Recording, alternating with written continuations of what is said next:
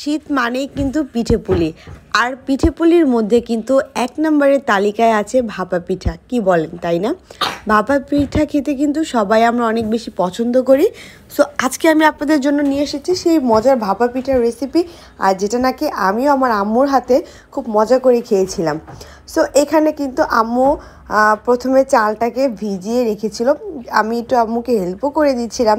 এখানে আম্মু আতপ চাল নিয়েছে, সেটাকে ভালো করে আমি ধুয়ে দেন পানি দিয়ে বেশ খানিক্ষণ ভিজিয়ে রাখবো।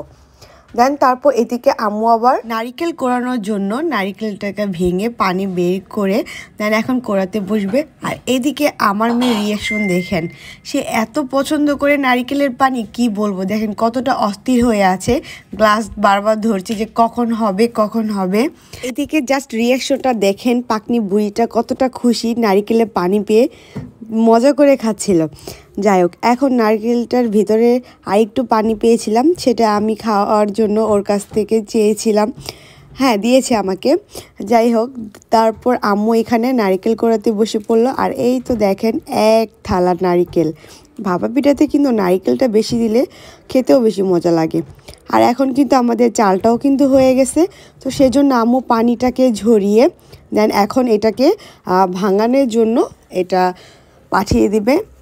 দেন তারপর এখানে পাতিলের মধ্যে এরকম ভাপা পিঠা বানানোর ঢাকনা পাওয়া যায়, তো সেটাকে পাতিলের সাথে অ্যাডজাস্ট করার জন্য কিন্তু এখানে আম্মু আটা আর পানিকে একটু গুলিয়ে শক্তর মতো করে দেন তারপর মুখটা আটকিয়ে দিচ্ছে।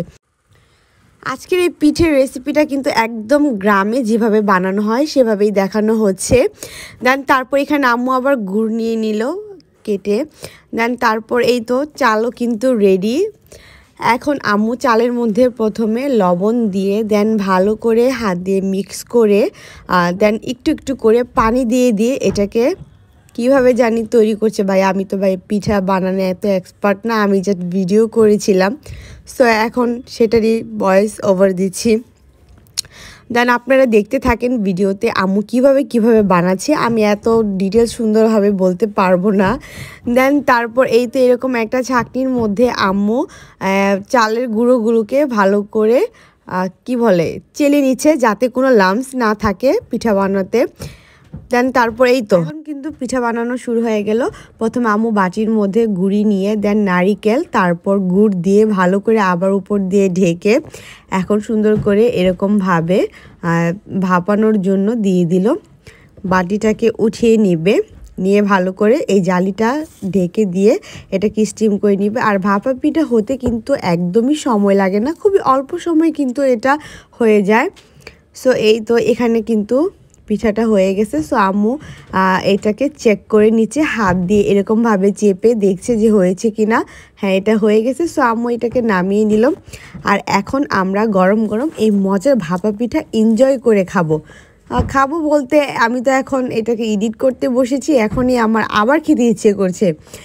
সো এই তো, আর আমি যেহেতু একটু মিষ্টিটা কম পছন্দ করি সেজন্য আমার জন্য একটা মজা করে ঝাল ঝাল ভাপা পিঠা বানিয়ে নিলাম।